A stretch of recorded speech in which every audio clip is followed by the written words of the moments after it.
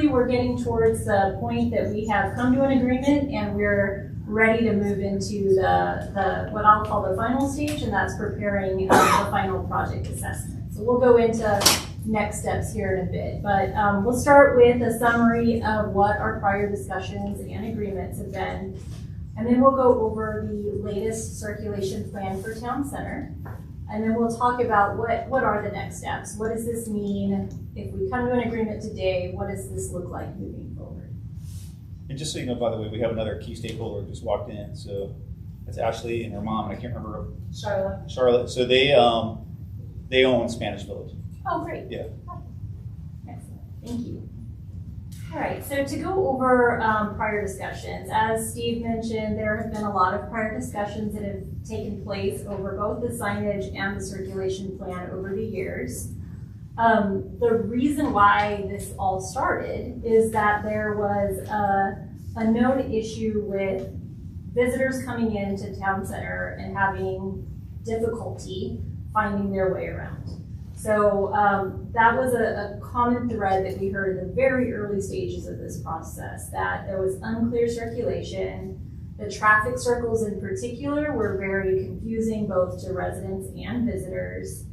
There was also a stated need for additional parking. This is both from, again, the business owners and what we heard from visitors as well. It was hard to find certain businesses, and there was a lack of sidewalks and accessible connections. So those were the main starting issues that we came to find out about as part of the beginning of what was the signage plan. So what that evolved into, though, was recognizing we can't just put signs without understanding how the circulation is going to work. So the circulation plan became a part of the signage document itself. So what we were looking at when we first started out this process was we took a look at where there were existing bike lanes. We looked at how the pavement markings were situated. We looked at crosswalks.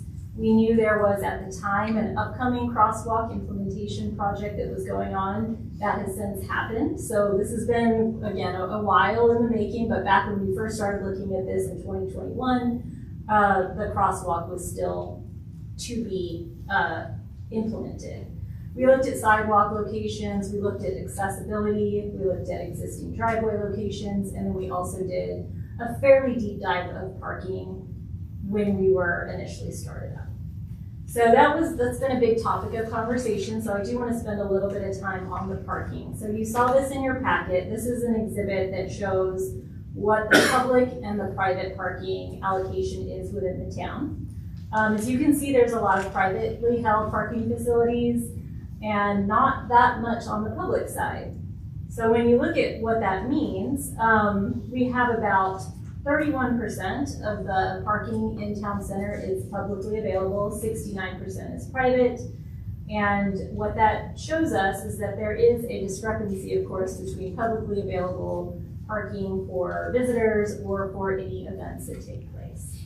Can I stop just for a quick second? Sure. I made a huge mistake. I forgot to introduce Stacy over here. She's hiding behind that screen, so I couldn't see her. I know I'm very well known in town, so no need. Thank you. Yeah. Stacy Bridgeton, planning director. She's been very involved in this entire process too. Sorry. Yeah, sorry about that. And Sam. And Sam, yeah. Yes. I can't see her at all. Planning coordinator, Stacy. Yes, they're very much involved in this whole process. So in thinking about parking specifically, there are several different thresholds that are looked at from a pure parking capacity perspective. In parking terms, if you are under capacity, that means you're under 70% utilized. So there are 30% is being used, the rest of it is open. So there should be incentives to be provided for parking in those locations. An optimum capacity from a parking term is where you have 70 to 85% occupancy. So mostly full, still has a few spots available. And then effective capacity is anything over 85%, you're going to have trouble finding those spots as you're circulating through town. So how that translates to what we found is that there is a lot of available parking, but it's privately held. So as you can see on these maps, or these charts here, we have 97% of the private parking is under capacity. Only 3% is at that effective capacity. But from a public side, we have 52% at effective, 36% at optimum, and then 12% is under. And so these were based on the analysis that was done in 2021, 2022. So we were coming out of COVID, so just keep that in mind. We also looked at event conditions. So here is what we saw during, it was a Thunderbird event. There was 96% of the public parking was at effective capacity. And remember, that is that highest threshold of parking where there's not very many spots available. Only 4% was under capacity. On the private side, 83% under capacity, 17% at effective. So I have a question. So go back to that last slide. Sure. So how was the analysis done to get these numbers, 12, 36, 50? Did you walk around? We did. We did. So yeah, we had several people out here during a typical weekend condition, and then we had people come back out for the Thunderbird event. And they actually went through and they analyzed lot by lot. They counted cars in the spots and saw what kind of availability there was. This was during the winter months somehow. It was November, I believe, and maybe October. So not quite winter yet, but getting towards there, yes. So a little bit more on parking. Again, reiterating, this was done in 2021 timeframe, into 2021 during the pandemic. So we know that there have been some significant changes that have occurred since that time. There's obviously the hotel is a brand new addition. There's other development that has happened. There's the condominiums that are now here. Those things were coming, and so there was an acknowledgement of that, but we couldn't know the impact of what those facilities had. There's also been some change in the redevelopment of town center and how we're looking to encourage growth in restaurants and things like that within the core here. So based on current projections and current observations, there appears to be about an 80 to 150 spot deficit in available parking in town center. Yes. Can you talk about what assumptions you're using to make that projection? Like, when you say that, is that with or without street parking, or is that weekend? Sure. So that would be like a weekend, and it's without street parking. So this isn't considering any location of parking, it's just showing there's about 80 to 150 spots that people could utilize if they were available. And if I can follow up, couple, it's not because of location, it's just actual shortage? Shortage, that's correct. And if we were to add restaurants to the town center, would that aggravate this number? This is assuming adding in some restaurants into this. Okay, how many? 1, 2? I think about 2 to 3. Yeah. Okay, and this is before, I mean, this 80 to 150 is as of right now without any changes to anything? Correct. Without the street parking, without any additional lots? That is correct, But with, say, 2 extra restaurants? That's correct, yes. So what this shows is roughly up to 150 spot deficit. In I'll flip to the next one. In the early stages of this process, so this is the circulation plan that we had in 2021. So we, back then, knew that there was a deficit specifically during events. That was something that really came up a lot at that time, was that during events, there was a severe deficit of parking.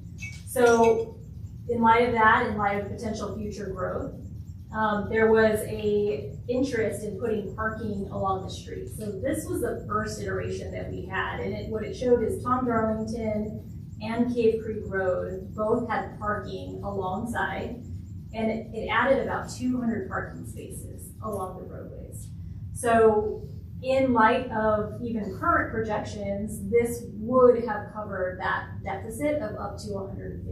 And this is looking at the available public spaces versus the the demand on that public, Correct. the ones that we can accommodate that aren't, like, Bashas doesn't count, and just, Correct. So yeah, when you look at when you factor in the private spots, there's a lot of parking, but it's just not available. It's privately held. So we can't consider those spots because they are private. But if, with the private, that doesn't include if we made a deal with the people who own the private. Did you look into that? So So we talked to the people of private and got a number of what, especially on weekends, they could turn over. And the other thing, how many events are you saying yearly? We don't have that many events, right? So what's the total number of events you're basing this on? So at the time, it was more geared towards those Thunderbird events or maybe But 2 to 3. 2 or 3? Correct. there's three. 3? So you're basing on this on just 3 times in a year that we have a deficit in parking? Well, she's talking about 2021 right now. No, but I'm talking about now, right now. Yeah, we'll move forward into the current plan. So right now, this was thinking back then, we know there was a deficit during events. Here's a way to solve it, to plan for future development and growth. This would allow us to have 200 additional spots. So whether it's an event parking or not, there's space along the arterials to narrow down to 1 lane in either direction and then add parking on the side. So this is showing the possibility of what that could look like. And it would add, again, about 200 spots. So, I have a question. sure. It pertains to the designation of public versus private spaces. And I probably shouldn't be asking this because I tried to walk in the wrong door prior to this meeting. But, when I park wherever I park, I don't see a lot of signage that says public or private. So I don't think I'm all that atypical. I find an open space and I park it. And I also don't see a lot of tow trucks or anything like that. So how did you come up with the determination of public versus private? Did you knock on the businesses and say how many of your spaces are out there, or how did you do that? We looked at land ownership, so we were able to see what was under town-held parcels and what was under privately held parcels. So we did look at land ownership. There are signs, they are a little scattered, but there are some signs that we also were looking at to confirm. But for the most part, it's looking at land ownership and that parcel data. So there could be situations where a business is totally fine with anyone parking in their spot, but we had to look at publicly available data, and if it's a public parcel, it's public parking. If it's a private parcel, it's private parking.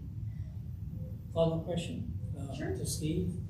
Does the town have any kind of benchmark that says each business, based on square footage, retail traffic, gets so many parking spaces? Yeah, so there is a standard that we have for that, actually, well, Stacy's question, but there is a standard for, if it's commercial, it's 250, 1 space per 250 square feet, and if it's a restaurant, it's 1 per 100. And so the issues that we run into is that when we looked at the predominance of parking solutions or what parking requirements have been in the town's history, it's always been on the 1 per 250. But we've added in a significant amount of restaurants, and that's where a lot of this excess demand on the, where the deficit of parking comes from. So when we look at the overall total number of spaces required by ordinance, that's where we are falling short on that. You gain efficiencies though through shared parking. So like we have shared parking out here, we have some shared parking in the Spanish Village. And then we have agreements with the Hampton, we have agreements with the View, we have agreements with the Galleria, even 100 Easy Street, where a certain portion of that parking gets to be used against their total required amount of parking. So if you look at the parking lot here, the private side of it, it only has like 57 spaces. But then they added in 14 more spaces, and then they get to, by contract, use these. And this goes back to the original Carefree kind of concept of having shared parking as part of a shared model for Easy Street. And so that's where these deficiencies happen. We've been lucky in the sense that not everything's always open at the same time, right? So you don't have Keeler's open for, they're primary in the evening. And so when we have a lot of restaurant evening traffic, the businesses are closed. But if we were to hit on all cylinders and businesses were open in the evenings or restaurants were open during the day, it will create a lot of pressure. And I think that's what we're coming to is Anecdotally, when you walk around, you can say, yeah, I think we're okay. But if you really want to hit on all cylinders and you want to have some growth, it's something that we definitely do need to address, because ordinance-wise, we don't have the parking. And the other one is like even this bank building that's been sitting vacant for a long time. That's part of this development here, which would be having this parking here. This parking lot, which we're working on, doesn't have enough parking spaces in total to handle a restaurant to come on. So we'd have to figure things out like that. Doesn't have enough if a restaurant comes on and it's open during the day. Correct. I'm just trying to. Or even if, let's say that was developed as a restaurant, it wasn't a bank, you would have had to have added on the additional parking spaces at the time of development to accommodate the restaurant. So just out of interest sake, if somebody wanted to open a restaurant in the old bank building there, could they get a permit to do so? That's not my answer. That's not my answer for me. What's the town's position on I think we find a solution. I mean, I think it really depends. I mean, it's kind of a hypothetical, especially in town center, as Steve explained about the shared parking arrangements. And, you know, if this was a desirable user, yes, I think we would try to figure out how we could accommodate shared parking, how we could reach out if there's opportunities to utilize private parking, you know, during off hours, but,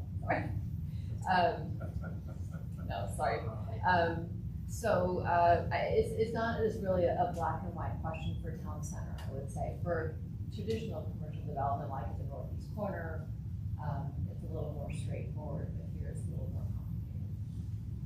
But also, you and I talked about with Sheila, about if you pave this, you gain a lot more spaces. Yeah, so if you pave it, this is supposed to say for 106 spaces. But that would just get it to where it's supposed to be just for, if this being just being commercial office.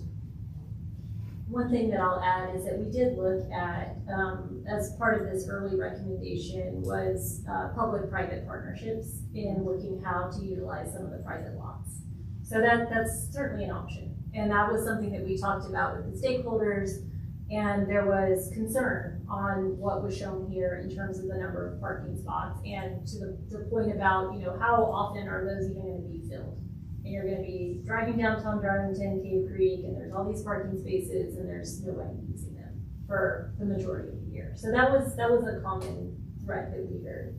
As far as the concept plan itself, I'll highlight some of the agreed upon areas here.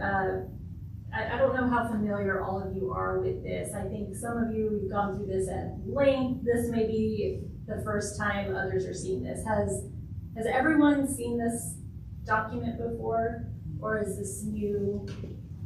Well, we posted it prior to the meeting. So Correct. sees the link. And you've walked through it. So yeah, just to, if you can see where my cursor is, there's a couple of key, you know, points here that we have talked about. We looked at the potential closure right here, which we decided is a no-go. We talked about the traffic circles at length. We talked about different opportunities for Sunshine Way, but really what this document shows is it was trying to do a first pass at how the circulation could work within town center, how we could create continuous connections between certain points. So sidewalk gaps were being filled. We were looking at street side conditions, creating sidewalks or pathways along the roadway itself, and then looking for opportunities within town center to improve overall circulation. So that was the initial intent. So, question. Sure.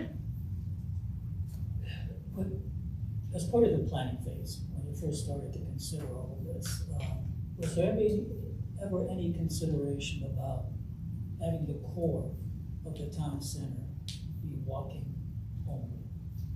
That has come up. Yes. It's come up. It has. And so there have been some conversations on that, and what that led to was the need for a bigger vision of what town center should become.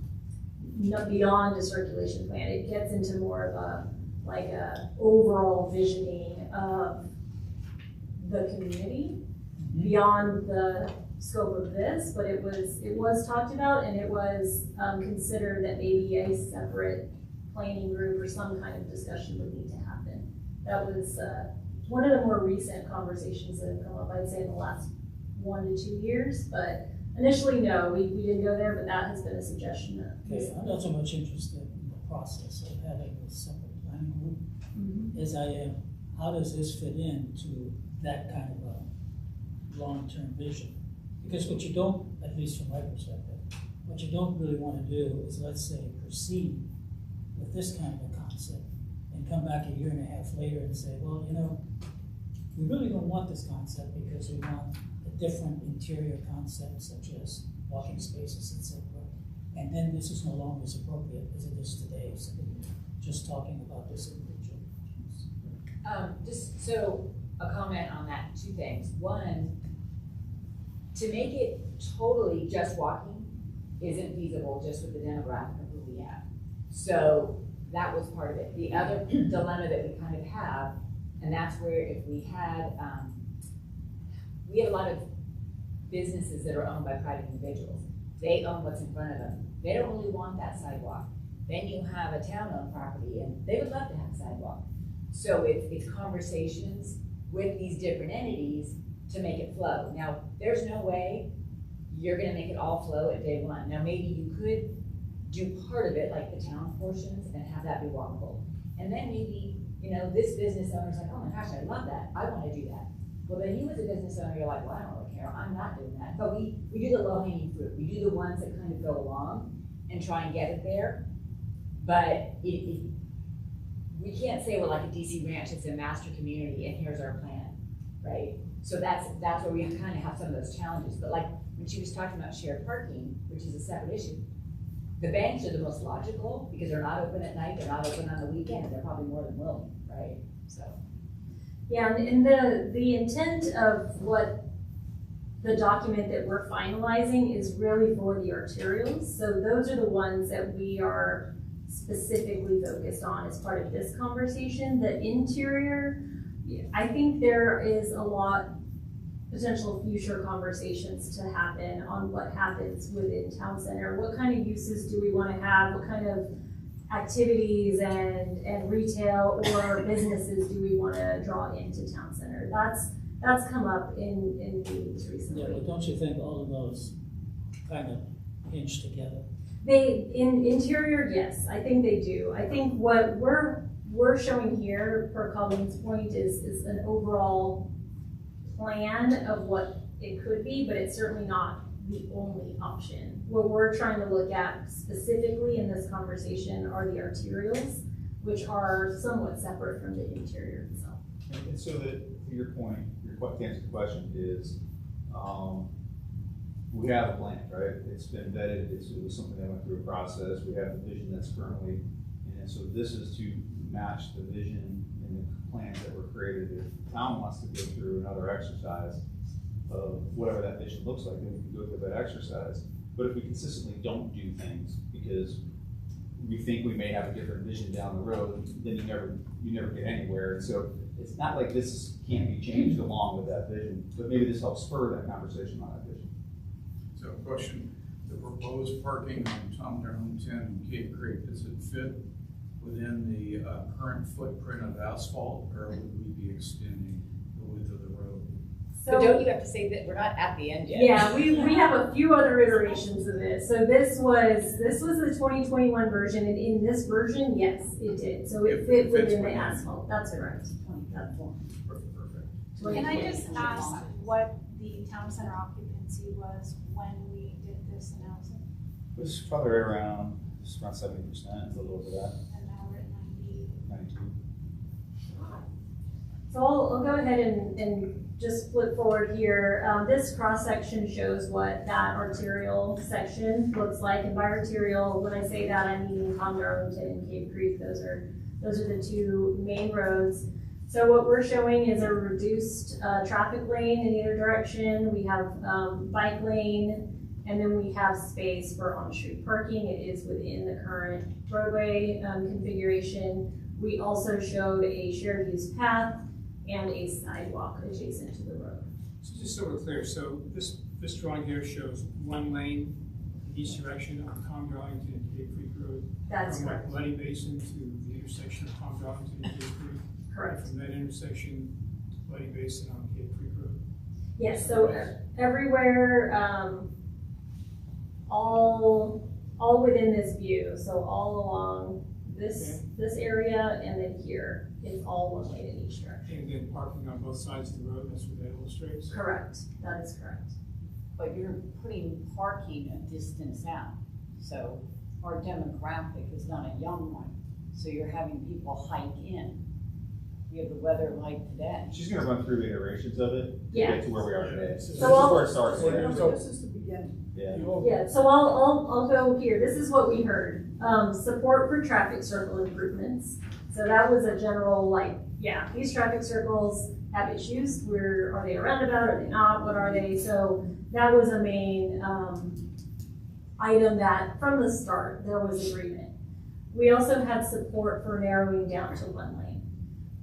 So that was something that has in general been, supported by our stakeholder groups. There was significant concern regarding the on-street parking from both a safety perspective and an aesthetics perspective. So the feedback we got was, that's a lot of parking, I don't know that we need it, can we relook at that a little bit? So we did.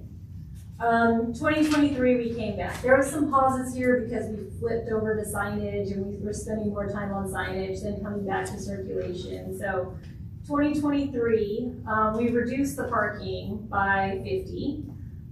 Still had though 150 parking spaces along Tom Darlington and Cave Creek. We introduced some additional interior parking lots. So this is the gas station up here, if you can see where my cursor is. There was a recommendation to add some additional parking just south of that. So with this additional parking and the remaining parking along the two arterials, we were at about 150 parking spaces in this version. Still had some parking though, some angled parking, we had some parallel parking, mostly consistent though with the previous plan in terms of the rest of the interior. We heard some comments though. In the first iteration, that 2021, we had shown a closure of Ho Hum Road for a little stretch between the pavilion and the garden. At that time, there wasn't a lot of maybe attention that was paid to that. And then once it really was like, oh my gosh, are you serious? You're gonna close that? No. So there was concern regarding that. There was continued concerns for on-street parking. That there was support for adding that parking south of the gas station. There was also support for closing Sunshine Way. So going back to the exhibit here, if you can see where my cursor is, this is Sunshine Way, and what it shows is it's closed. It's no longer accessible from Cave Creek. So that shows some additional parking opportunities added along that location. It's also consistent with what was in the original town center plan. Yes, part of the redevelopment plan was we're looking at the RFP potentially for the town hall site, and that could include Sunshine Way. So we could look at that as a cohesive development and maybe even develop that cohesively with 11 Sundial Circle in this development to create more of a connected feel that works a little bit better. So if you lose Sunshine, what's the impact of parking? So with losing Sunshine, taking advantage of a little more parking there and the parking lot south, that's where we came up to that about 150 spaces. So by eliminating Sunshine, we actually increase parking. Yes, because we're able to add parking along some of those areas. That is correct. And when we talk about parking south of the gas station, we're talking about that little road where the dumpster is for Keelers. That is correct. Yes, so it's right, if you can see where the cursor is on the screen, it's right up here.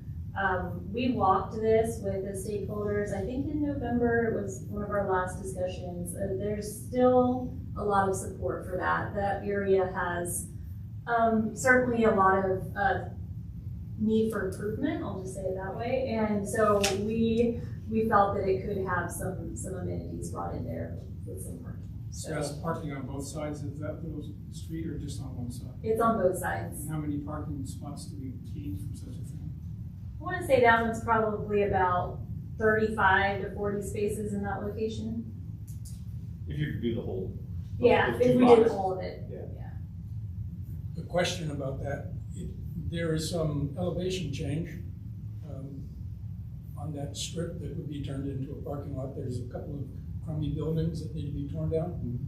Would the expense of grading and leveling that be prohibitive or not?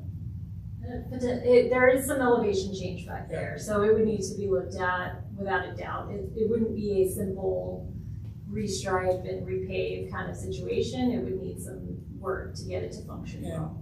I've heard that the owner of the gas station wants to either demolish her building and make a bigger one or make the existing one bigger. Is there any thought that she may extend her building south to essentially encompass the space that we're talking about? Yeah, I mean, it's a possibility that they didn't want to expand the upper elevation of the site, pull that back, put a retaining wall back With a there. retaining wall, but that still maybe leaves some parking. But leave something in the back, so that's what we're trying to figure out right now. Okay. So we're going back to the parking south of the gas station. We're just talking about parking along the sides of the existing roads? That is correct. Okay. Yes, We're not talking about parking on this lot where these abandoned buildings are. that is correct. So we're showing parking, it's an expansion along the existing road that runs back there. So it is trying to be as low impact as possible by expanding that space, but it is a tricky area from a grading perspective. But we would still have to acquire a portion thereof, because the alleyway is just not large enough to Right. put parking in there. So we Yeah. probably need another 36 feet minimum. So the buildings have to come out. Yeah. It has to be low. What is the current status of that property from our perspective? Current status is owned by, so we figured out all the ownership issues, those are cleared up, and so we were talking with them about clearing that site out. And I know that there's been discussions, trying to figure out what to do with it next on their side and with some others, so. Do we have any idea of what the time horizon is? Now, for this? there's nothing that's been definitively, from the property owner side, there's nothing that's been definitively discussed. I think they know exactly what we are intended to do, they know what others are intended to do, and they have to figure out what their intentions are 100%, so they're figuring that out right now. What are our intentions? Our intentions would be to find a way to allow them to develop their site, redevelop the gas station site, and if we can create parking on that bottom site, part of that site that could be shared between there and Spanish Village, that would be the ideal, right? So we can put the parking and then we can put a shared dumpster in there, or move the dumpsters from Spanish Village, consolidate that, get it behind, gates, clean it up, make it look nice, and add that parking in. And then I'd like to abandon the alleyway altogether and just let it'll just be part of the development. But they own The gas station owns their it. part, That's yes, what I'm saying. and we own the alley. We own that. But we don't have an articulated specific plan Not yet. that we're executing. Should we put that on the list? Well, we're working on what we're trying to do. So part of what we're trying to do today is, Rebecca's gonna run through these parking solutions, or the parking issues, and where we are today. Have you guys make a decision on where we wanna go with parking? But we're talking about all the various different possible solutions. None of them have 100% possibility or probability. But we can do all the things we need to do to try to put the puzzle pieces together and have a continuous dialogue coming back to you guys, so we can get decisions on how we want to handle parking in the future, because it's a moving target. Steve, it seems to me that for this owner of the gas station, she only has two choices. One is she expands her building up on the pad where it is, one. The other is that she comes south and then puts a big retaining wall so that she has a bigger building. But even in that case, there's still gonna be enough of a strip at the bottom, right next to the asphalt roadway for parking, so. Wonderful. Shouldn't. Yeah, So it seems to me that, as what Peter says, is that under any of those circumstances, we should get a parking strip there, and that's what we should push for. yeah, so we're pushing for parking. I can't guarantee that they're gonna sell in a lot, they haven't decided what they wanna do yet, so. But in terms of our plan and what we're gonna recommend, we ought to recommend that whatever happens there would be a 30 or 40 parking strip. Yeah, I think that's a legit, this is what we're here for, to get these recommendations. Okay. Yeah. And that is what we are showing in the current plan. When we get there, it still shows that. So we do have parking recommended along that south side of the gas station. So another item that I'll point out with this map here, you'll see these orange circles. So these intersections came up in conversation, specifically around this time frame, where it was stated that these are difficult intersections, something should be done with them. So that is a big question mark as far as what that something is. There's been talk of a true roundabout, some kind of improved intersection. That's beyond the scope of what this study is looking at, but what this is showing is that it's an important area that would warrant potentially further investigation on what is feasible to improve traffic flow at these key intersections. So my blow up here is blocking the third view, but there are 3 of these that are shown on the plan. And this was fairly, I wouldn't say unanimous, but it was very close. I mean, it was heavily favored that we look at traffic circles. Particularly, everybody was really in favor of one at the major arterial at Tom Darlington and Cape Creek Road. And then I additionally went and spoke to the businesses in there, and they said, yes, we would want that because they basically see accidents every day. That right-hand turn going from Cape Creek Road to Tom Darlington, and they would like to get those things fixed. So. You say there are a lot of accidents? It's the main intersection. The main intersection. That That one we talked about, Cane Creek. the wonky right-hand turn with the stop sign? Yeah. Yep. No, So I think what you're saying is when you're going eastbound on Cape Creek Road, you want to go south to Tom Darlington, Yep. that's problematic. Yeah, it's problematic. That's one of the bigger problems, but just in general, people don't like that intersection.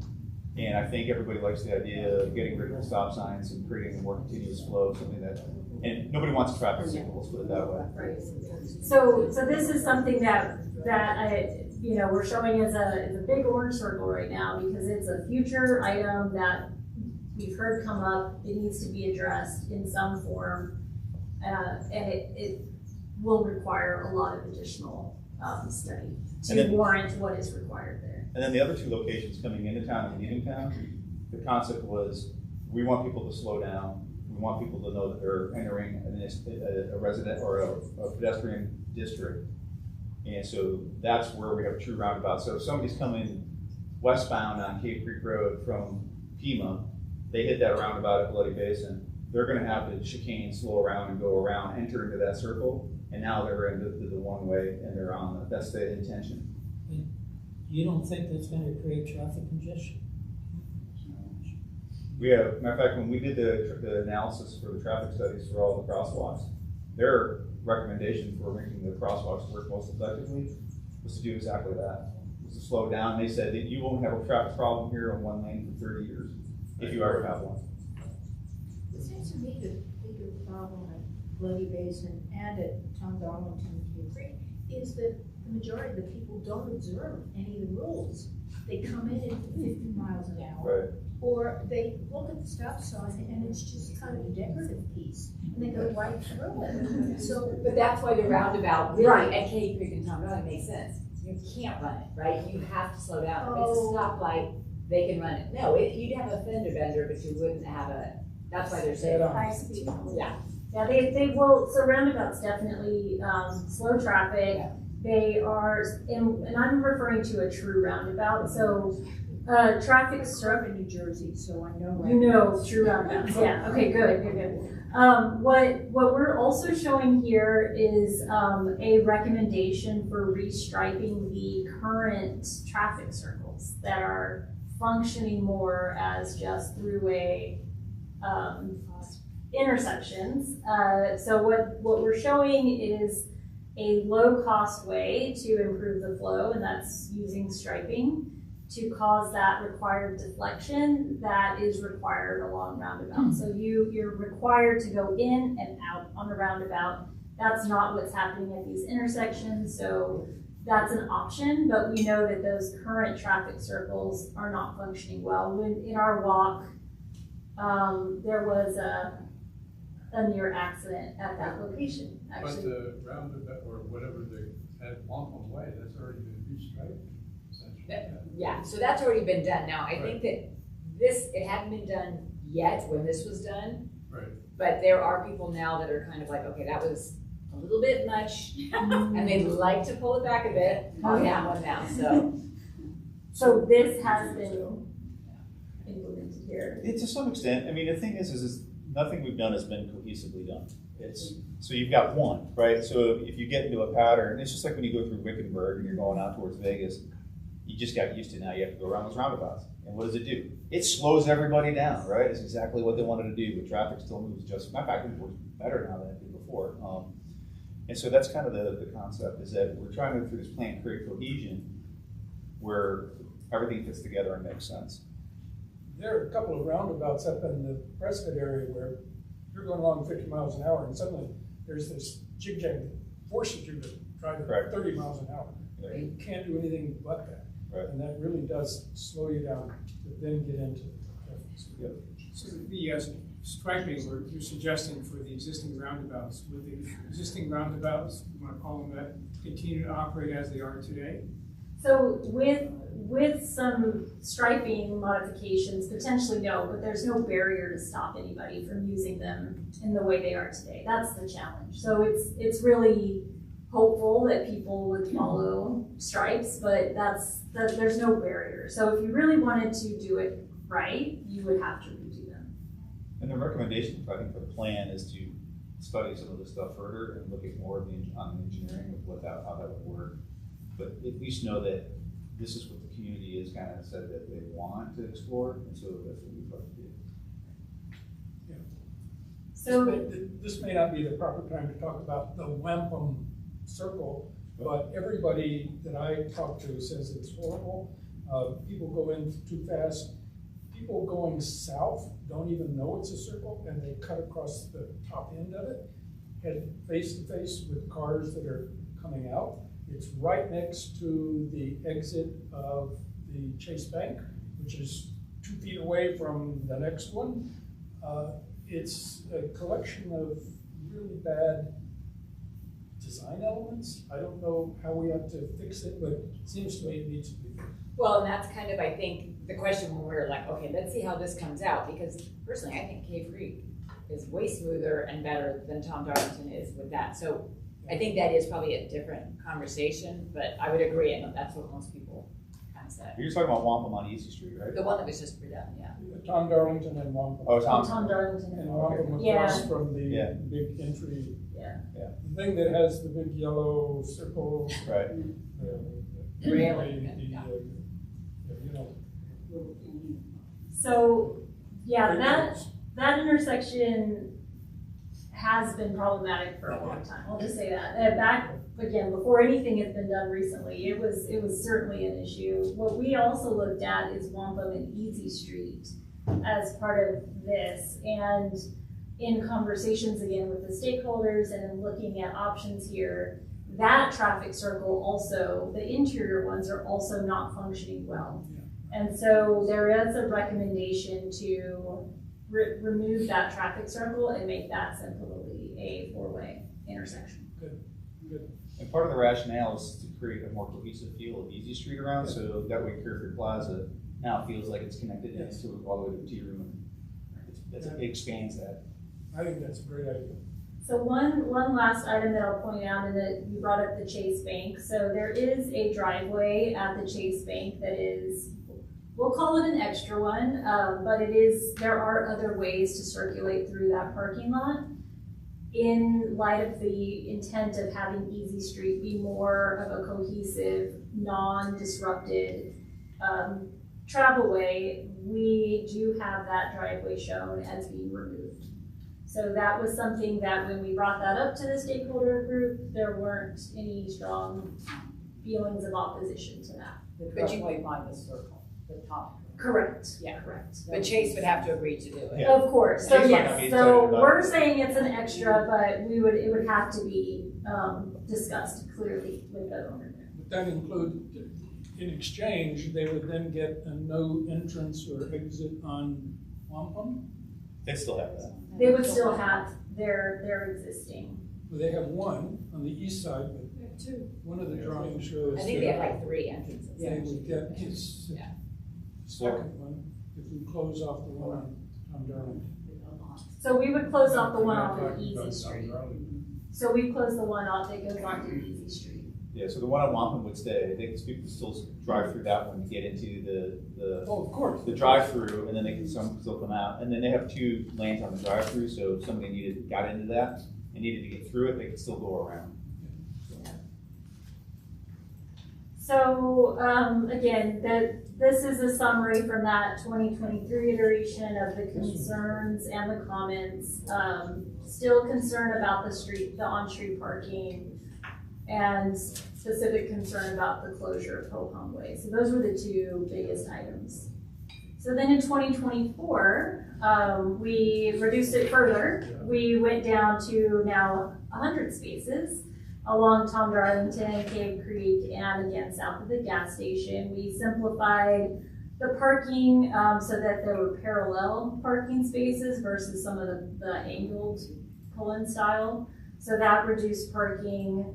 For the most part, the rest of the plan is pretty much as it was. But there were still concerns about the number of parking spaces. So you're doing 50 on each street? Essentially, yes. Essentially, yes. But, and then keep in mind, we still have parking south of the gas station. So there were not quite 50 on each side, a little less than that. With the not using angled parking, it reduced the effective capacity of how much we could fit quite a bit, so. But still, again, there's that concern about, well, is it gonna be used? What is the demographic of the users? Are they really gonna wanna park out there and come in?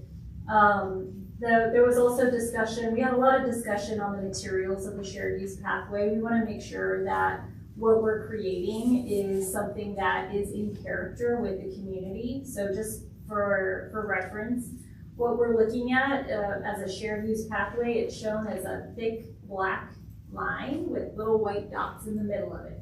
So you can see it more on the zoom in here, but it's intended to be a bicycle and pedestrian pathway. So we talked a lot about what those materials might be, what that looks like, and want to make sure that it's reflective of the look and feel of the community.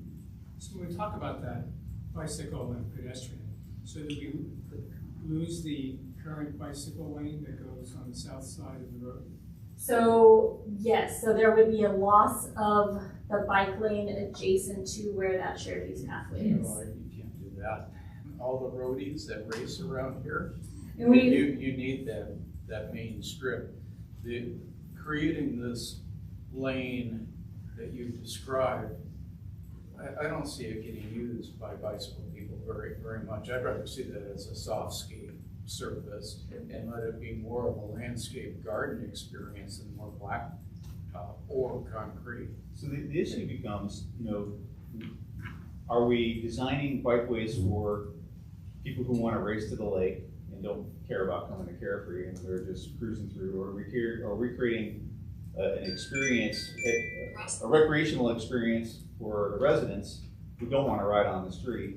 And so the way the conversation went down was, if we're shrinking these lanes down, we're slowing traffic down through this particular area, the spandex rider is going to be able to manage and navigate a single roadway on a slower pathway they're used to riding in traffic in those circumstances. Where they usually want those types of lanes is when the speed of traffic is at 45, miles an hour on a major arterial. But in these areas here, almost because we're creating a residential street. And so, or at least closer to a residential collector style, that experienced rider riding in traffic is not going to be a problem, or shouldn't be a problem, was where the conversation went. yeah, so we definitely had the conversation about what kind of user is comfortable in these various situations. So I pulled up this slide because this shows that cross section of the road. So you can see how on the side with that shared use path, there is not a bike lane anymore. On the side with the sidewalk, that bike lane does continue. And so there were differing opinions of the stakeholders on, some said, I don't feel comfortable riding on the road. If it were an off-street option, I would ride off-street. There were others that were like, there's no way I'm gonna ride off-street, I'm definitely gonna ride on the road. So we kind of met in the middle, and this is where some of these conversations have led us to where we are today. And so we'll show you the next iteration of where we are at. But there was, I think, a desire by some to have a place that someone could ride their bike with their kids, or if you're not comfortable riding on the road, you can ride on that and feel safe. There are people that no matter what would ride, even if there's not a bike lane, they're gonna ride the road. So there are two ways of thinking about it. So we definitely heard concern on the bike lane being removed and what are riders gonna do. We heard concern on the material of the pathway, and is it asphalt? Do we really want more asphalt? What would that material look like? What's safe for a bike rider to be on? And so we had those conversations. So those are what led to where we're at. Yeah, there's maintenance that goes with that bike lane as well. There are, When yes. I look at Scottsdale, their bike lanes are really rough. There are maintenance issues with bike lanes, and it depends on user comfort of whether or not you're gonna ride on the street or if you are gonna ride off the street. What percentage are bikers are the serious bikers and the recreational? I mean, how many are we redoing for? How many bikers? I think there's more Well, there's serious major bikers events. than That's what I think, recreational. definitely. I rarely see recreational, but you see the hardcore biking groups going out. And I think it depends on, part of that, we've seen it in other communities where we've heard similar, where they don't have facilities for the non-serious users, so you don't see those users because they're not gonna ride on the street. But we don't have a lot of young people or younger children. That's part of it too. I mean, your bike riders in a lot of other cities are families with kids doing it. That's not our demographic. And you see a lot of them that are recreational. They're biking on Sidewinder, and we all see them all back in there, which are great streets. You have elevation changes and very little traffic. So they're almost using our adjacent streets, residential streets, as their bike lanes. Yeah. Was there any conversation about, sort of potential, hazards between people getting in and out of cars and people using the paths, whether on bike or? There was lots of Yes. discussion, which is why we're keep removing it from the outside streets. Yeah, so that was a concern. Now there are communities that have it. There are ways to buffer, from that, but there was a lot of concern just given everything that we were talking about and the whole idea of, who are we? What are we planning for? Is this for an event? Is this not? Or would we rather have parking in town? That's how we started. We just kept dwindling back. And so what you see here are some of the comments from the last meeting, the 2024, where the discussion was, well, maybe if we do have any, we only keep on-street parking in this small area here on Tom Darlington. And then on Cave Creek, maybe we just keep it here. And so in thinking about this more, such a small amount of parking didn't feel like it was warranted anymore, right? So we've stripped it down so much that it's really not beneficial just to have two little pieces of parking. Yes.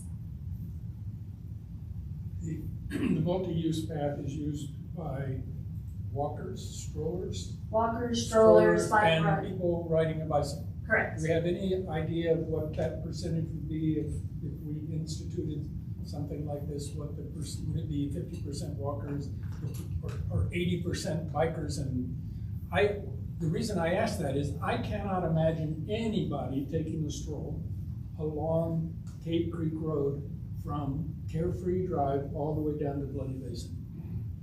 Unless it was really beautifully landscaped and there were a lot of trees to give you shade. But to me, that's just a long, straight, ugly road down through there, and the idea of walking that is something that I can't imagine anybody doing. So I'm wondering whether we're spending a lot of time on something that probably no one's gonna use.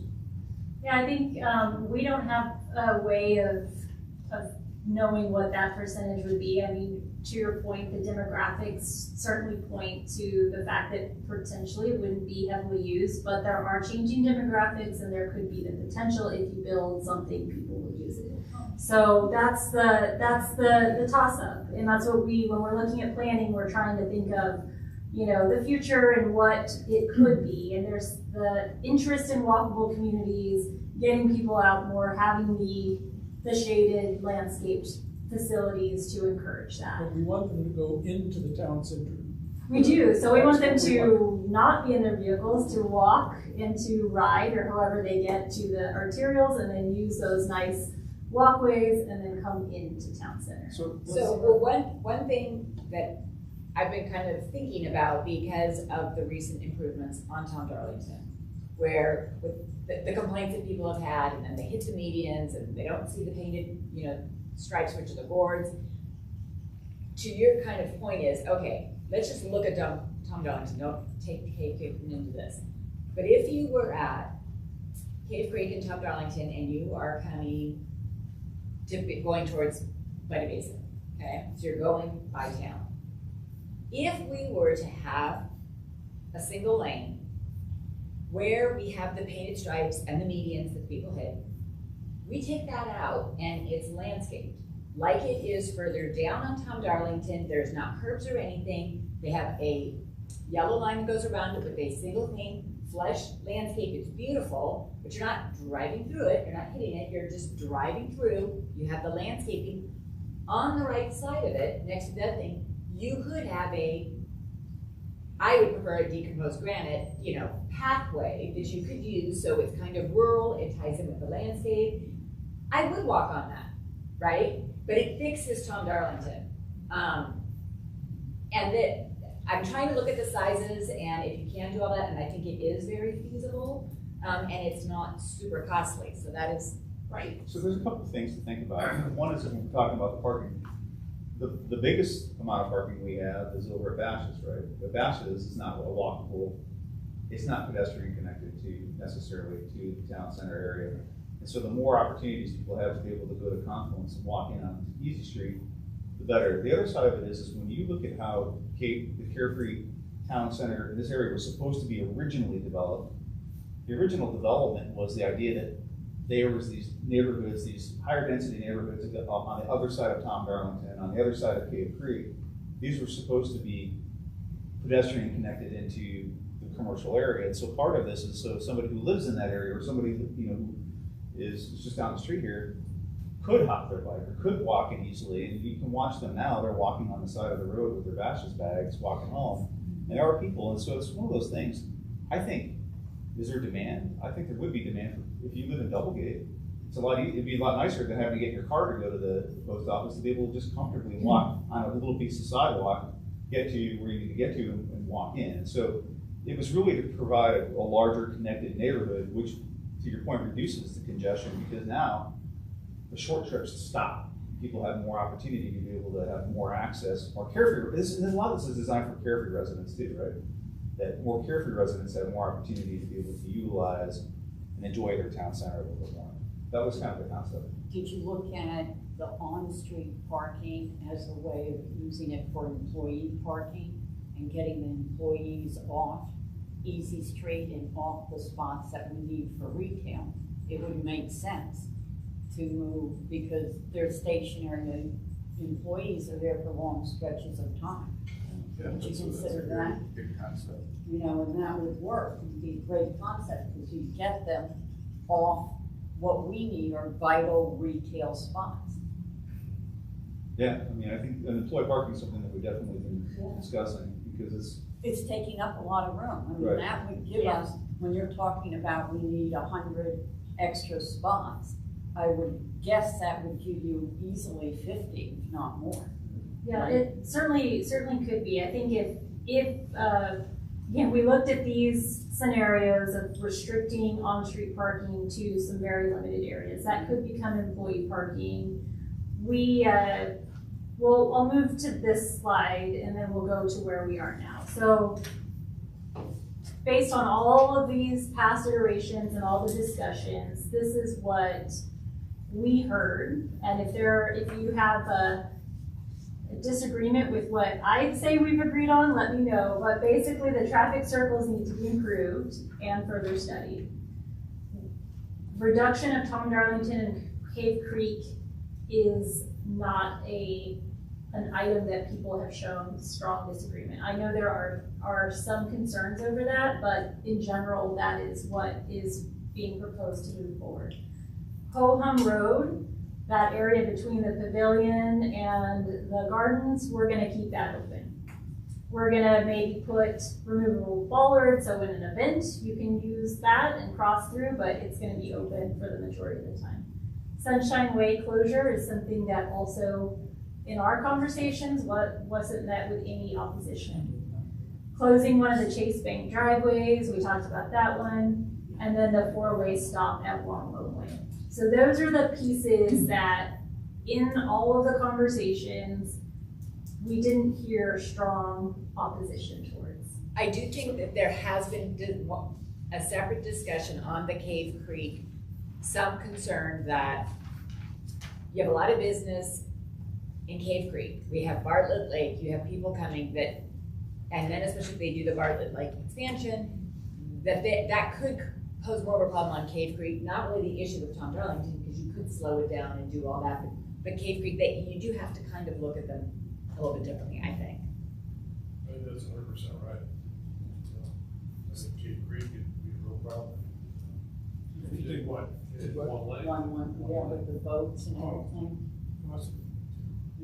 But I think we have to remember, I think part of the conversation, the stakeholder group discussions when we had sort of some updates was the fact that it actually causes more of an issue because for us, it's not 2 lanes in each direction, right? It narrows to 1 and then it opens to 2. It narrows to 1, it opens to 2. And in fact, it kind of creates more of a congestion issue potentially than if you did have it as single lane traffic each direction. Right. And plus the double lane creates a longer sidewalk, more visibility problem for people crossing. So I think 1 lane is far safer. And I think that was the idea adjacent to town center, right? I don't think that was something that anybody wanted to see for a long distance. Because it's true, there is kind of that through traffic, but I think it was the idea of slowing traffic down at town center, that being traffic coming by single lanes.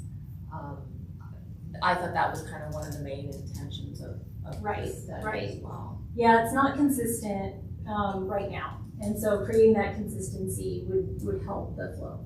The only comment that I would make to Stacy is when they were paving part of the Tom Darlington Cave Creek Road intersection, right, and they had it down to 1 lane. You remember how far traffic got backed up in either direction? It was terrible. I guess I don't recall it that way. I thought that we did watch it every day during the week. Pardon? But my other question is, how far south on Tom Darlington do we go before it widens out into 2 lanes? So that was one of the questions we were discussing is that when you get in front of Bashas', you can probably taper back out to 2 lanes at that point. Yeah. And then when you come in, you can keep it at 1 lane. Bloody Basin. Right. Bloody Basin. Yeah, you can. So that was the idea. Yeah. Yeah, it would just be right at the core. And I think you were first. And Yeah, Rebecca, I think that if you go from 2 lanes to 1 lane and have a dramatic reduction in speed, and visually you're closing in, and then you have big signs that let everybody now know something new is happening and it's town center. yes. So you slow down, you visually see something different, you see these signs, and so this is in a way to kind of brand, you're now in this special Correct. space.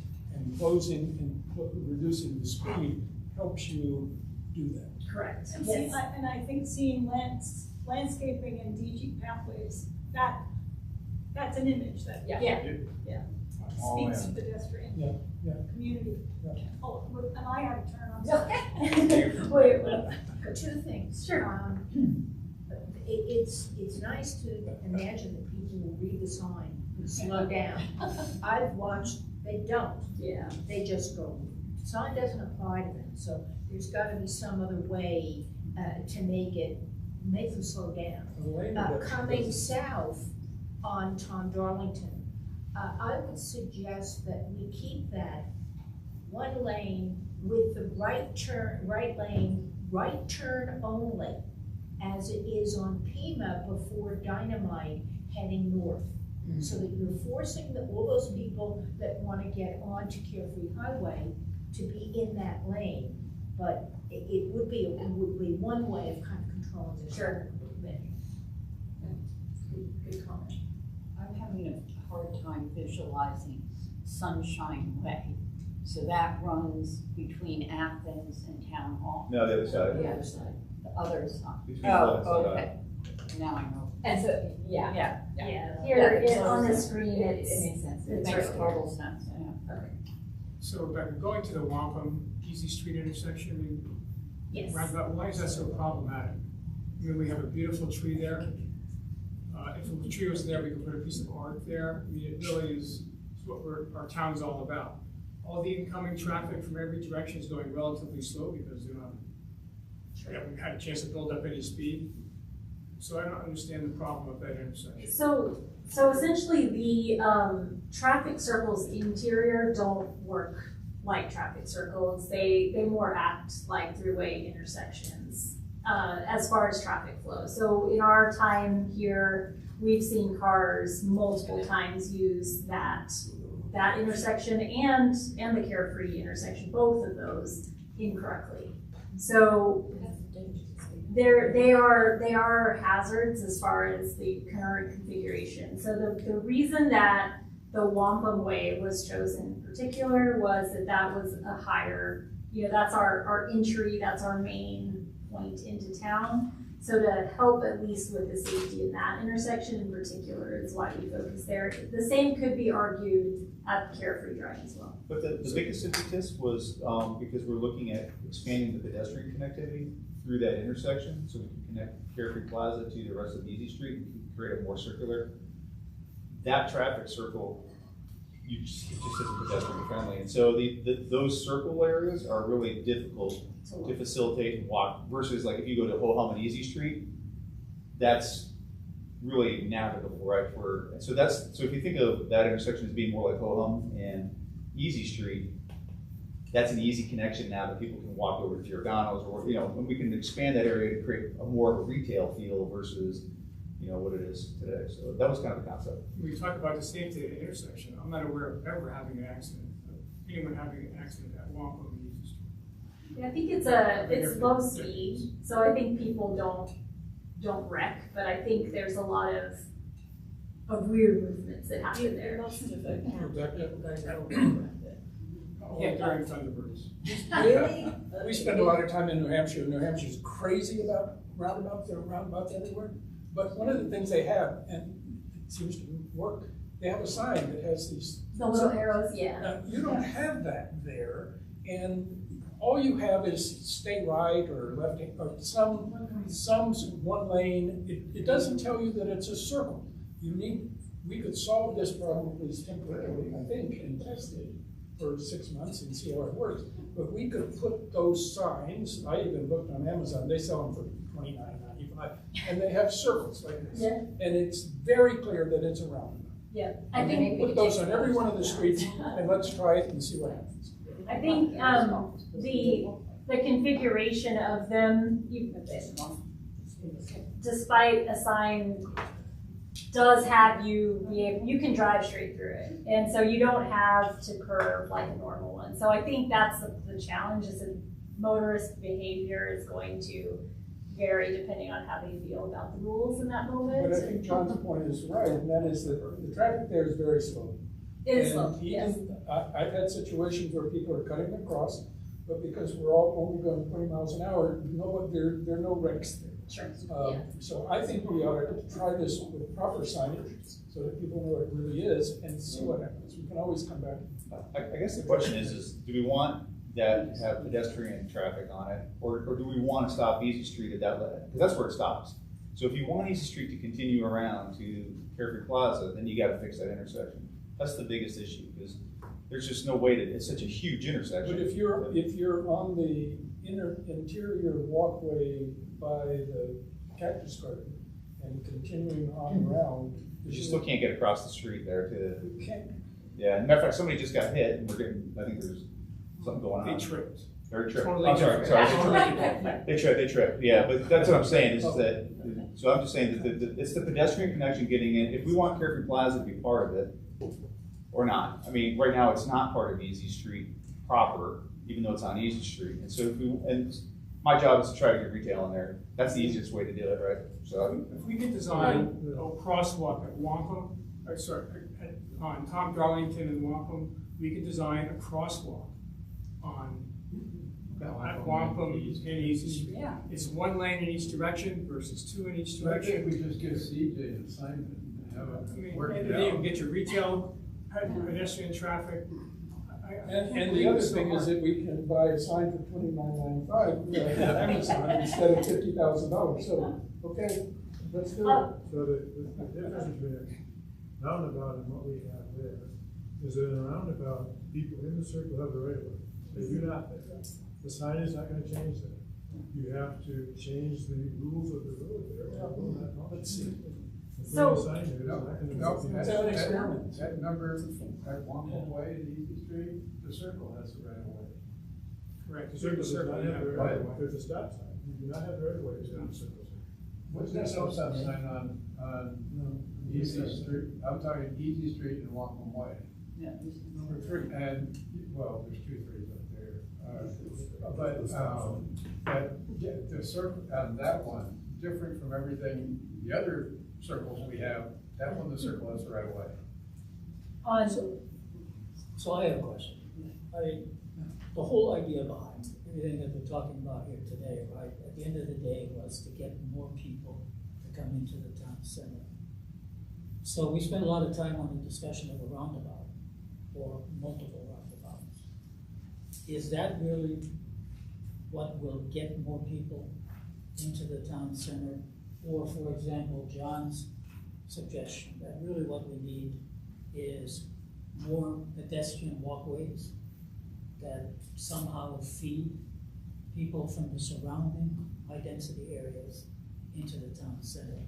Roundabouts are traffic control more than anything else. They're not necessarily feeder mechanisms into a particular real But we retail don't have establishment. roundabouts. I'm These sorry? are not roundabouts. They're pause points for people. All the roundabouts we have in our town, the person in the roundabout does not have the right of way. It's very confusing. I hear about this all the time from our residents. That's my point. Yeah. We're talking, So, we've been spending quite a bit of time here talking about roundabouts, however they get defined. And my point is, are those crucial to getting people to go into the center of town? Or are there other mechanisms? Well, I think- One of the reasons for the signage plan is two things. One, to let people know that there is a town in there, Okay, and then to help them get in and get around town. And part of what this is it is hopefully simplifying the circulation and reducing confusion. So it's reducing from a visitor perspective, the feeling of not knowing how to safely get through an intersection. That's what it's for. It's not bringing people in, but it is helping with the circulation once they're in. But the key thing, I think we're all trying to talk about is solving the parking problem. And the pedestrian walkways, we live in the desert. You don't have a lot of people walking once we get over 90. And that is a good chunk of the year. So to focus on pedestrian traffic when the majority of the year they're not walking, and a lot of people aren't walking anyway. This is not a real walking town. Morning So- to there's still a lot of walking going on. And I'm surprised in the evenings in the town center, there are a ton of people out there. But that's right, that's my point, yes, in the center. But I'm But saying they're walking into They're town. walking into town. Yeah. They're not Yeah, but walking. isn't the point that it's not that you're walking into town from Terra Vita is the fact that once you get your parking spot, you're not moving it 3 or 4 times to go to the 3 or 4 shops or restaurants you want to go to. You want to be able to walk around. One key parking. Yeah, The parking drives the retail. If you have your parking in town, where it's at the head of town or the bottom, you're forcing people through town, which helps the retail. I'll move to the 2 items that we still need to discuss, which is parking and the roadway buffer area. So what are we doing along these roadways? So now we're in 2025. Here is the current latest and greatest plan for town center. So what this is showing is no on-street parking along the 2 arterials. What we are showing though is that 1 lane in either direction. We are showing the potential, we have space to have a bike lane on either side. We have the potential for a multi-use path as well. So I'll go to the next slide because it shows what that cross section looks like of the road. So it shows the 2 lanes, or so 1 lane in both directions, but one lane of travel on either side. We have the potential for a bike lane. We have room if we wanted to put a bike lane on the other side as well. And then we have some buffer. Now what that buffer looks like is to be determined. And then we have the option for sidewalk and a shared use path. Is, in looking at this here, okay, right where your hand is, to the left of that line, that's your bike lane. That's correct. So this could be landscaped, and then the one on the right could be decomposed granite versus that to give it more. That's correct.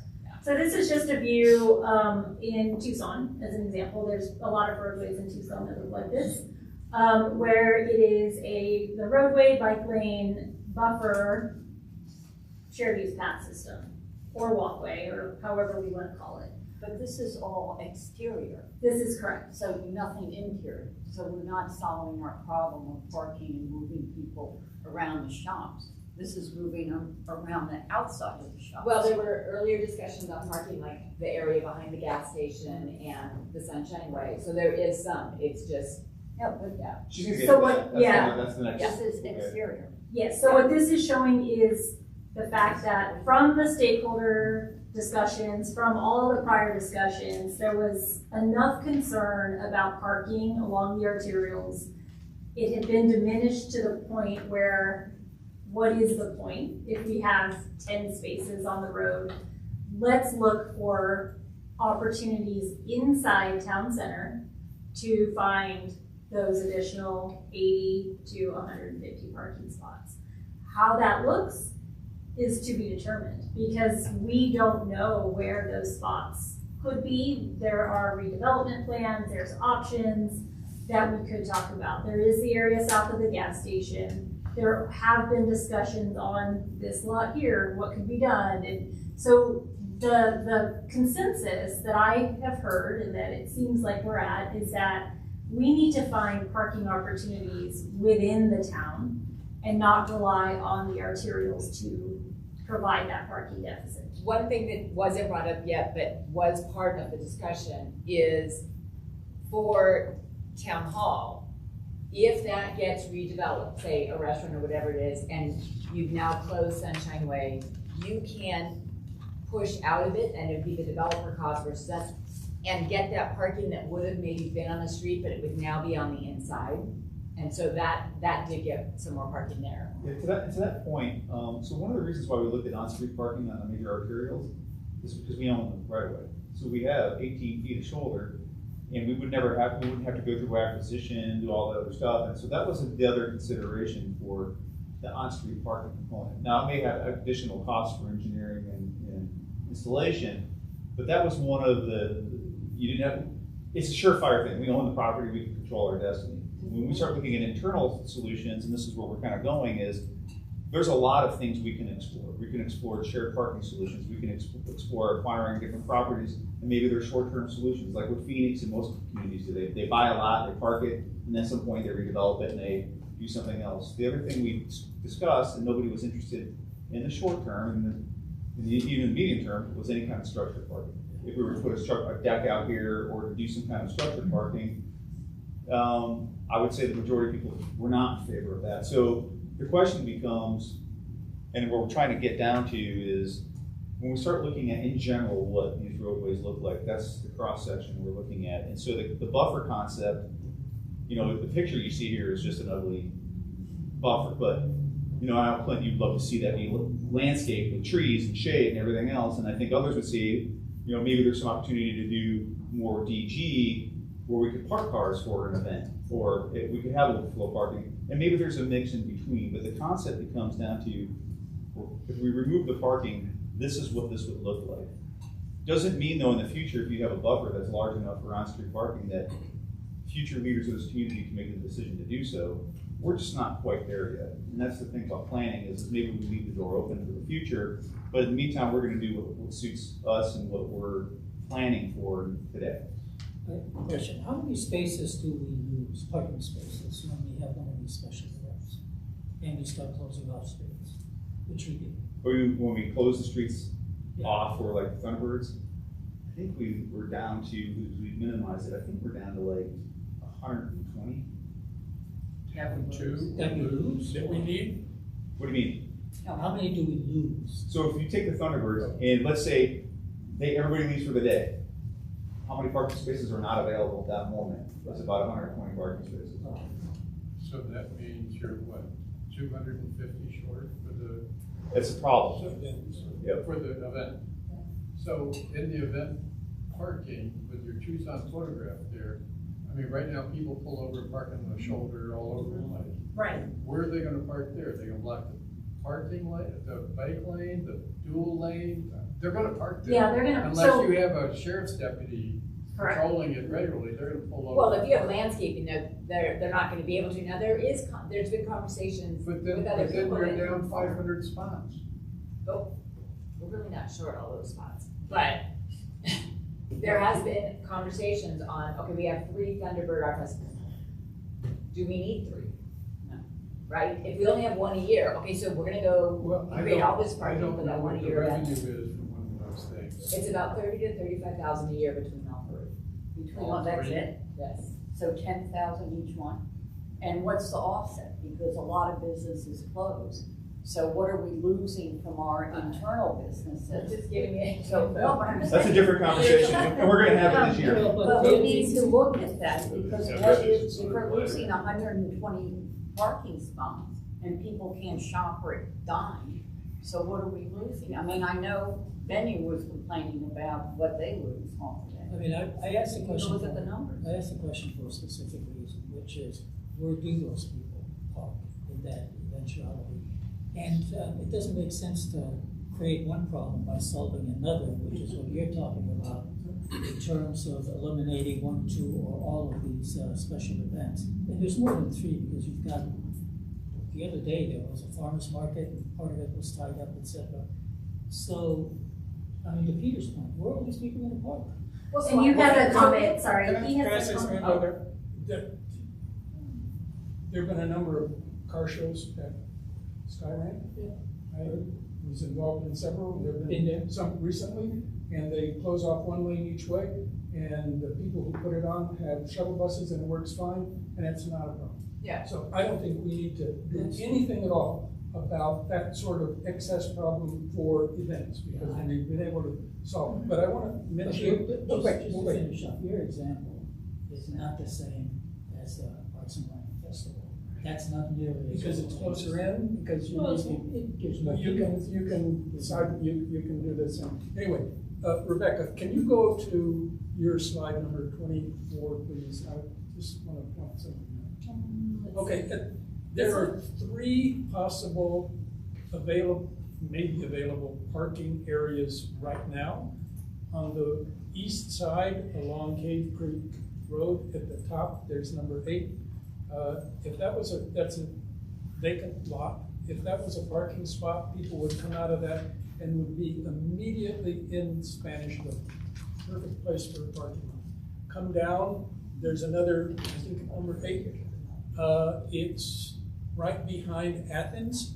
That's a big open lot. If that were a parking lot, people would come out of there and they would immediately be at the sundial and into the interior of the town. And then across the street, there's more parking in the town hall area. So we have 3 available flat lots that could be turned into parking and would create several hundred. I know that the plan was that the buildings be put on those, but as far as I know, nobody submitted a plan for a building. I don't see any reason why we shouldn't lease or buy at least 2 of those lots, turn them into parking lots for the next 2 to 5 or 10 years until somebody wants to put a big building on them, and let's use them. That would solve the parking problem completely. There's no more parking problem. This goes to what Steve was saying, that if you go to a city today, you see vacant lots that are turning into parking. And then in time, they're repurposed possibly. And those parking lots, say for the one that you described behind Athens, it can relieve, it puts people in close proximity to Easy Street. We could have employees park there, encourage them to park there, and so customers can park on Easy Street. We can take some of the hideous things behind Athens and figure out a way to enclose them and rent them an enclosure on that property. And so what are we into it for? We're into it for improving the lot. We own the land. But then when the day comes when it should be repurposed, we can sell the land and recoup the price of value of the land. We can encourage whoever builds on it to include parking, even underground parking. It really solves an immediate issue relatively painlessly. And Mr. Mayor, if it's not available for purchase, the owners are not getting any rent because it's vacant land. I would think that they would be willing to lease it to us for, I don't know, a 5-year period. We would then improve it and use it for that period. We made multiple offers. We made multiple offers to the owner of that lot. Nothing. They're not even interested in it. Okay, we have other tools. We would love to lease it. We would love to own it. We would love to rent the parking. You're talking about the one where they have the sign? No, that's Frank's. That's a different situation. Oh, the one that's owned by the guy in New Jersey, the one that's immediately behind Spanishville. Okay. We've made for 2 years. We've made multiple Okay, offers. so we're talking about that's owned by Frank. No, but Mark Rivera called the other one. But this kind of underscores, They will not respond to us. this underscores here you have an owner of one of our largest retail. They're trying to solve the problems of parking. So they've been also looking at we've worked for what, 2.5 years now, trying to acquire stuff behind the Shell station or figure out a solution there. It's been a really awkward or weird road with ownership. And so I know that many efforts because we would like to have that parking, just private parking to solve our keywords problem. And no one's willing to, so if the town would like to compel them to sell us their property, we'll buy it. So ultimately, yes. 2 points. First of all, the question was raised a bit about where people park during the February Festival. Many of them park on the west side of Tom Darlington. Right. No one parks normally, but they find spots along the west side. Separate issue on the proposed buffers and landscaping and walking paths. I would suggest that it doesn't solve the question of access inside, but we've said by making Cave Creek Road and Tom Darlington one lane, it kind of announces you're coming into Carefree. A beautiful wrapping, almost like wrapping paper around the town center is provided by something like this, which also tells you, oh, this looks kind of interesting, what's on the other side. Yeah. So it's Absolutely. another way of looking at it. Absolutely. Yep. And the goal of our conversation today is to I guess, hopefully, or if not, if we still need more conversation, reach a consensus that parking is best interior. Let's explore that. We don't want parking along the street. So if that's the case, what do we do with that excess area? Because there have been conversations on, well, let's just stripe it and we'll leave it as future or something. And so that doesn't solve the aesthetic issue at all. So if we say, okay, well, let's make it landscaped, it can be a landscaped, it can be DG, it can be whatever, but we know that that buffer will exist. And that's really what we're trying to understand, if that's the consensus. Yes. You're taking questions from the peanut gallery? I am, yes, so, I hear a lot about parking. I've heard a lot about parking for more than 10 years now. And I hear we're looking at this lot, but it's not available, and that lot, it's not available. How many parking spaces can you get on 2 acres? 2 acres, I don't More than know. 150, I would guess. I would assume so. Okay. Right down the street, there's a lot that's been vacant and for sale for the 25 years I've lived here. The town hasn't sold a popsicle, much less collected a penny of sales tax in that location. Which town is that? Instead of paying lawyers and consultants a couple $100,000 a year, why doesn't the town buy that lot, pave it, pave half of it, use it as a parking spot during the times that we have really serious parking problems? Where are you, which lot are you talking about? Yeah, Next to the Pep Resort. Bloody Basin and down there at the end. Is that The land has been empty forever. where the guy wanted to put the parking garages in. Okay, and So I think the problem might be proximity. Right, Correct. storage center. Correct. That's a. Has anybody ever thought of It's a that? long way. It's a I think long it- walk to down center. I think probably. During events, it's not a long walk. They still park where the hell over there anyhow. That's true. If that's when we have a problem, is when we have events, we should solve that problem instead of worrying about squeezing an extra spot here and 2 extra spots there. That's ridiculous. Yeah, I think the issue is we have more than just a couple squeezing Okay, spots. I have my 2 cents. Yeah. Good night. Thank you for the info. Thanks, John. I gotta walk my dogs. See, Be careful. pedestrians. So this is what we're trying to, is we have more than a few squeeze here and there. We have immediate proximity, we have an immediate issue of trying to be able to, especially if we want to grow the restaurant base. But I have a question, have you talked to, I'm just curious, have you had a conversation with the banks about a possible share thing? Because that makes the most logical sense, and it's already there, and it's already paved, that's right, to use theirs on weekends and night, have you? Yeah, so this is what I would say. Yes, we've talked with them. Yes, they have concerns about security and other things and insurance and all that other stuff, but they agree to do something, right? So it's almost easier for them to say, I'm not gonna tell you yes or no if you use it. So I think we're trying to get to here is we're not gonna come to a silver bullet solution in a meeting like this, right? And there's a lot of things that we need to look at. We can look at how we can best utilize this lot here. Is there opportunities to acquire other properties behind the Shell station? There's an opportunity to acquire other properties, wherever these properties may be, to look at these solutions. Can we look at it through shared parking?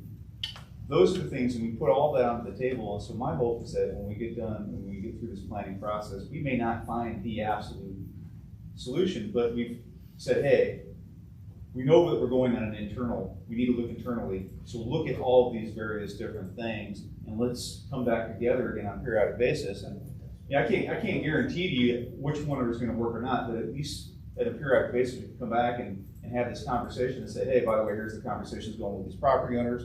Here's what's going on with this property owner. Here's what's happening with development wanting to come in. Here's where we are on the RFP site. Maybe there's opportunity, or the town hall site. So I think it's just, you need to keep it a little bit fluid because you don't know. And the only way you can know for sure outside this when it comes to redevelopment and revitalization, if you want a surety of anything, you buy it. Because you can control it. Whatever you want to do with it in the future, it is yours, and you're not sitting there waiting to see if the private sector is going to fix the problem for you, which has been kind of our problem, because the private sector has not been able to fix the problem. Well, maybe I'm under the wrong impression, but I thought some of that was done, which produced this product, i.e. looking at various potential options, looking at various potential plans in terms of how do we address parking shortage, etc. I thought that's what then created this product. Is that not correct? That's why we're here. We're here to discuss where we need to go next, because this is a tough issue, and we needed to distill this down to a couple key issues, and this is the the key decision point we need to make on kind of how we want to approach this. But are we identifying the priorities? We have, I mean, we've said close sunshine. Correct. Right, correct. So we've made this document that we've exhaustively, gone through, has come up, but then the decisions, we've talked for 2 years about paving this, and what it would gain us. You're talking to the gas station, you've made progress. So I think right now, we've got to be at the point that we identify that there is a window, instead of in 2 years, we're all sitting here with going through the history again, and starting at 2021, and then we'll be up to 2027. So why don't we think about saying we're in 2025, she's gone through the history, we've sifted down and gone through, so why can't we identify 2 or 3 things we could accomplish by the end of this year that are accomplishable? How about by the end of this session? Yeah. I think we've even better. agreed that nobody really wants to do on-street parking. Is that a consensus? And let's But- get it but- for well, employees. I like the employees on-street parking. And then I like his suggestion, and John spoke to it as well, that what we ought to do is look at some of these vacant lots. Yeah. And see if there's an opportunity for us to park on those, whether that is through acquisition, whether that's through contacting the owner and saying, hey, would you like some lease revenue? That's it. Yeah. What's that? Eminent domain. Yeah, or that, I mean, so that would be a second conclusion. Yeah. of this So, meeting, right? so in general, did you have a comment on the? I do. When you think about Tom Darlington as a single lane in each direction, and you look at the shoulder could be looking like a bridle path that provides pedestrian use, but also provides parking for the events. And people can easily pull over and park in that, so we don't need to stripe it. Then beyond the bridle path, then we can pump up the landscaping. So I think we would get the proper look coming into Carefree with that solution. So right now, when I look at from Stagecoach all the way to Wampum Way, we've got far more asphalt than we need. It can be trimmed back and then, compact the bridle path, and then the landscaping. I think you would have a wonderful entrance. So there's 3. Well, right, and so what is in the buffer, honestly, for our purposes and our study, I think what I think I'm hearing is that it is not asphalt, it's something soft. So whether there is a tree in there, whether there's nothing in there, it's at least not asphalt. Right. Yeah, okay. And the walkway itself is like a multi-use path, it's not paved. It can, It's decomposed granite. because we're gonna keep the bike lane on either side. Well, whether you stripe it or not, the roadies are going to use it. Yeah. Right, and I just think back 10 years ago, before we had bike paths, and you'd have these bike riders, you're like a swarm of bees, they'd be in your lane. Not only does it frustrate you, it is hazardous. And I think if we force them to be driving in the lanes, although they can certainly do it, it will be problematic. It will be, you'll be like, what were we thinking? No, just keep the simple stripe for the bike lane and then everything else. Yeah. Make it green. No.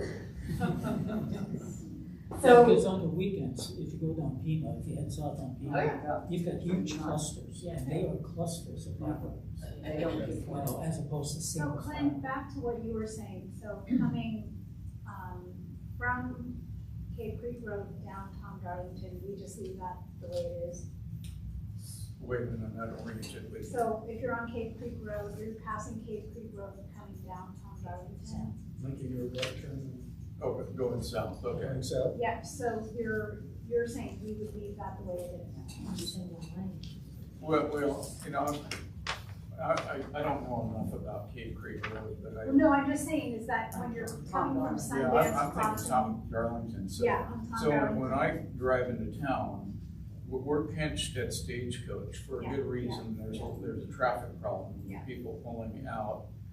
People making a right-hand turn or a left-hand turn, they can't see the people coming over the rise. And so that pinch off is good, but at that point, I think we could be at one lane the rest of the way until we meet Cave Creek.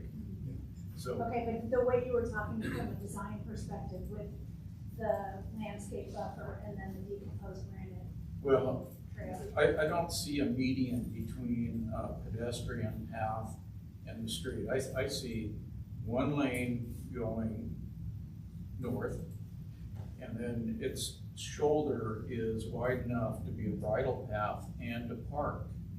And then beyond that is landscape. I think that's the lowest amount of maintenance that we could do, and it's gonna provide us with the greatest amount of landscape buffer. What is the material of the bridle path? Well, it's a form of decomposed granite. Yeah. It's kind of like this, if you can imagine this image, right? So if this is one lane only in one direction, a bike lane, and then a DG area that could be parked if during an event, but it could be DG, it could, you know. But that's like you're saying, you're parking before it, no one's gonna park. Parking before Bosch's, from Stagecoach to Bosch's. We're talking north of, between Cave Creek Road and Bosch's. No, he's Yeah, down with he's the, talking of Yeah, Stage. What? He's talking about. Hold on. Yeah, Okay, well, we're so, talking Stagecoach to down.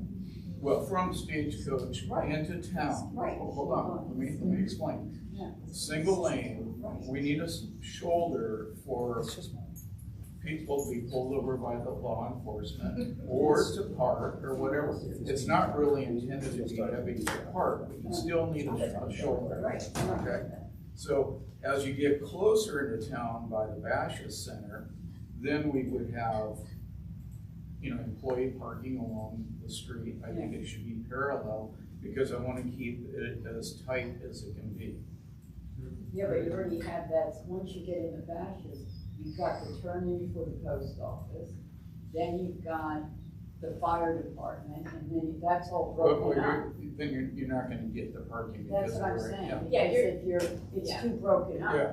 So I mean, you get we're gonna put it where it makes sense. and which is kind of where they park now anyways, which is on Cave Creek, that Yep. stretch, Yeah, that's that stretch is kind of where, where they go, but I want the aesthetics of, I don't want it, I like artists, but I would like landscaping, I wouldn't want just. yeah, but is that a priority? I mean, I think we're trying to say the priorities achievable would be Well, interior parking, which is number one for our businesses. So that's gotta be achieved before anything else, because the health of our town, attracting restaurants, depends on parking. Okay. So we need to solve interior parking, number one. but we're also creating what is supposed to be our vision, our plan. And so part of it is circulation, part of it is the parking. I agree with you, and I think we've got 2 or 3 really good, easy spots where we can maybe go get the parking. But then also in now looking at Tom Darlington as a circulation, do you like it just the way it is, or could we make it better? We've got the stripes, we've got the medians, people hitting those. Could we improve that? Could we maybe take some of the yellow reflectors off the circle of the island and have 1 row instead of 3 or 4 and have a little more landscape? I think there's ways to soften it and give it the wrapping when you're driving through to bring them into town.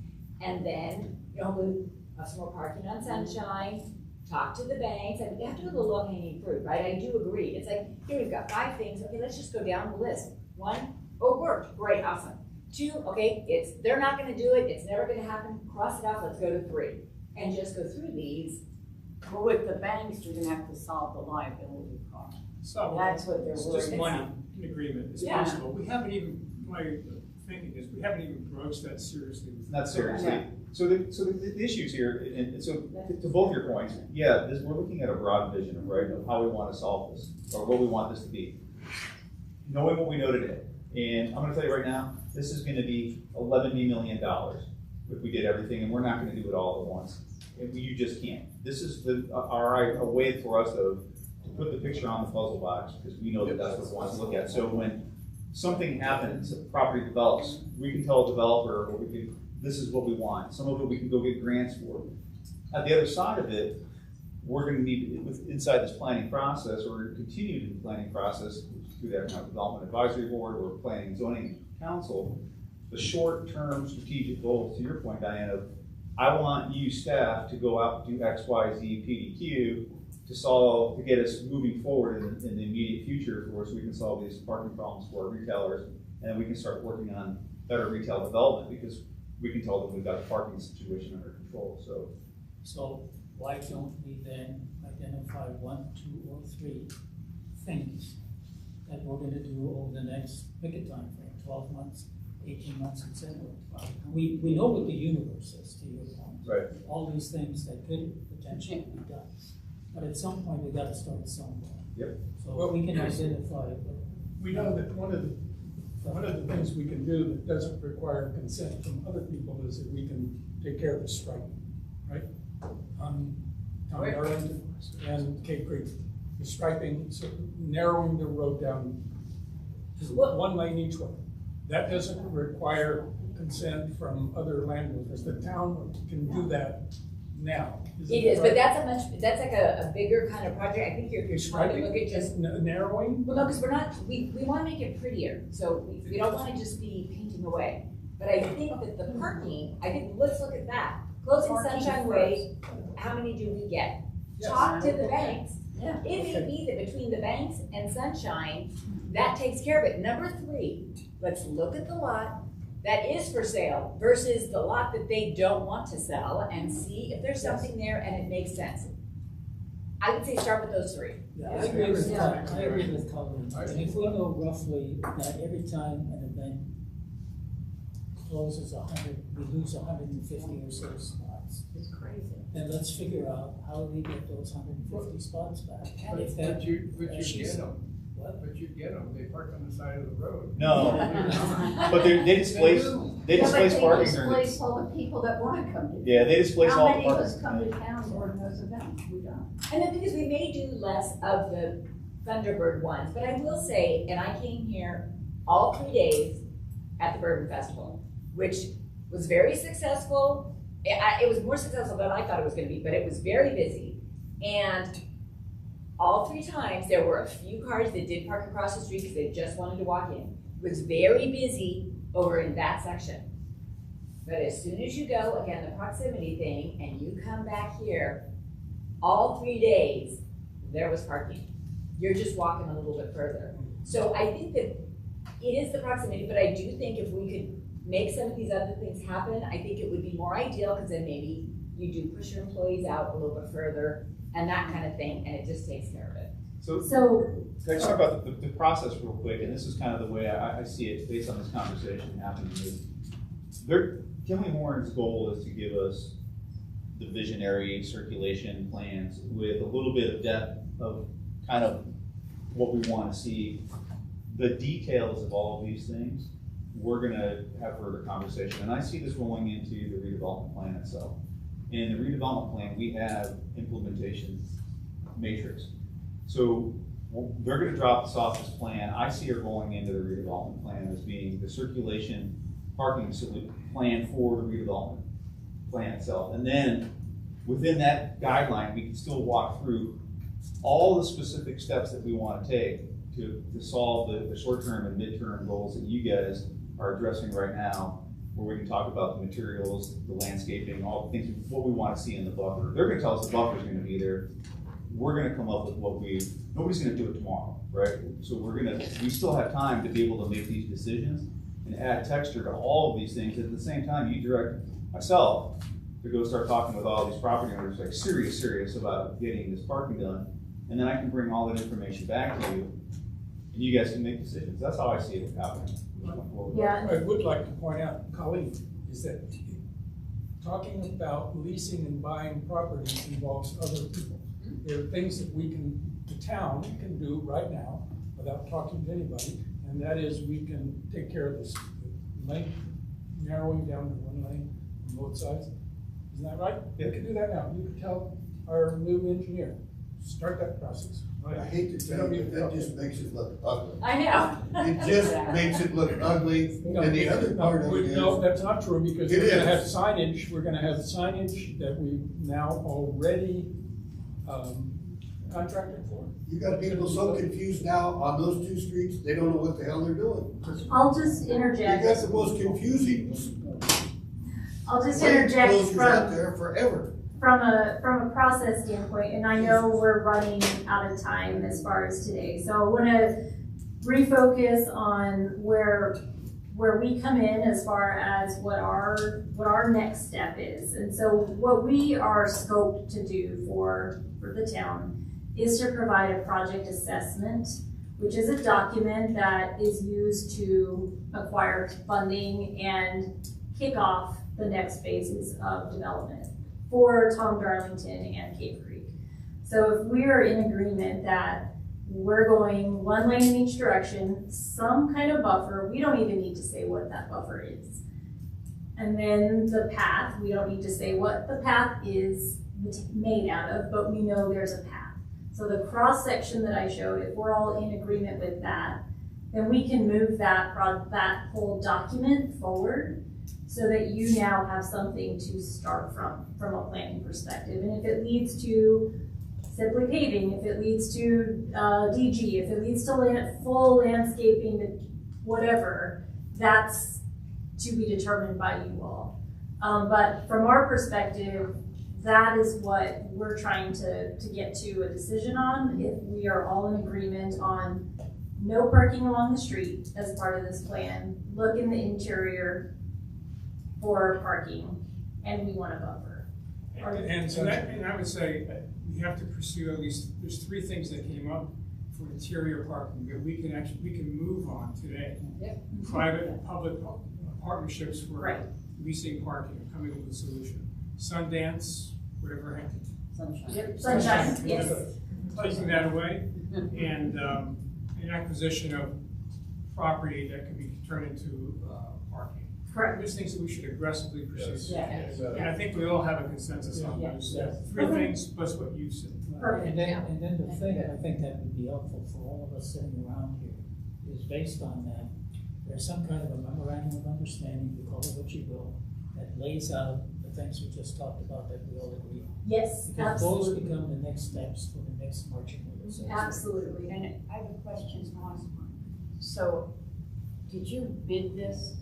Have we paid you, or Oh, no. where are the dollars and cents on this, and what is it gonna cost for what you're gonna produce? This Have is- we paid for this production? Yes. We have paid for this. You have. But going forward, we have not paid. So So- your next thing, we're gonna have to pay for. No, Yeah, so that's if all we I'm agree concerned. on what we've decided today, Yeah. then our final deliverable is the next step, where I will. Which is paid for. All paid for. So we're trying to Housekeeping. We're trying to put this to bed, as Steve. We're at the Steve end of Turner. we're at Yeah, the end of 'cause their we- scope of work. We've been here a while, so we say that. We would all, since 2021, Yeah. yes, I think we Yeah. would all like to see a light at the end of the tunnel, Correct. that's not a train coming. Amen. Is that what? 100% agree. So one other comment, the roundabout at Wampum, we're gonna leave that as it is for Yeah, sidewalk. 10 years, other than maybe lose some of the yellow truncated domes. But the ironwood tree, the curved sign that says Carefree, is beautiful. I think that it needs to be preserved. Wampum and Tom Darlington? Yes. Yeah, oh yeah, that's staying. So the one that we had shown as becoming a four-way was the one on Easy Street. Easy streets. It's inside the. Inside the Interior one. Yeah. So the question is do we pursue the four-way stop there, or do we keep the circle and try to keep it a circle? This is I circle. am, To a sidewalk. You're very strongly in favor of keeping it the way it is. Yes. But beautiful.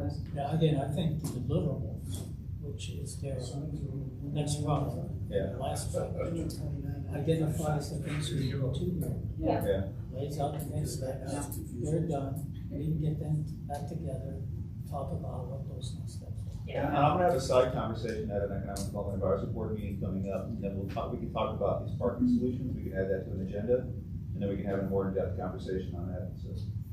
And we can show, so this is an exhibit quickly that I'll pull up that just shows public versus privately owned proposed sidewalks. I know this was a question in one of our last conversation. So this just shows what of the proposed are public and which are private. So more discussions with private owners would be needed to get the circulation intact. But When you show public there, are those located on public right away? So, okay, so you're not recommending that we build it on their property? correct, Got it. correct. Okay. Public right of way. Okay. So, last housekeeping thing, we're going to say Wampum and Easy Street, leave it alone. Well, add pedestrian. We'll still- Add pedestrian. We'll still but- picking up pedestrian. Yeah, that's not fair, fine. Okay, Where does the single lane start? Is it Stagecoach or Bloody Basin? I think it's Bloody Basin. so there needs to be a transition. Yeah. So ultimately, there will be a transition. We're claiming as part of this scope of work, it's a Bloody Basin, but there needs to be a transition. And that's where one of the big entry signs is gonna be, so you have two things that tell you now. Correct. Something that, So my concern is they come up the hill going towards town from Scottsdale, and they're on Tom Darlington. It goes down to one lane at Stagecoach, because the left turn is designated, dedicated left turn lane. Can we keep it at one lane? We can. We can, yes. Because otherwise you go single, you go double, you go single within a couple of blocks. Correct, yeah, the idea is to be consistent, so it's beyond the area that we're showing, but yes, it would make sense to do that. I actually agree with that. I don't know what the rest of the board here thinks. Okay. But it already, it gets you down there, it's the pinch point. How I about think heading south on Tom Darlington? If it resumes as two lanes at Stagecoach, should there be a direction that the right lane is right turn only for Carefree Highway, even though it's a bit away? Then- No, but we're, Carefree goes up to Carefree Highway, right? It goes to one lane at the Stagecoach. Okay, so I think we have some marching orders here, right? You're going to come up with some conceptual things, talk about the lane, excuse me, talk about the lanes being narrowed down. We have 3 action items for us to pursue aggressively. And so we accomplished something pretty cool here today, right? Yeah. The 3 things are acquisition of land, closed sunshine, and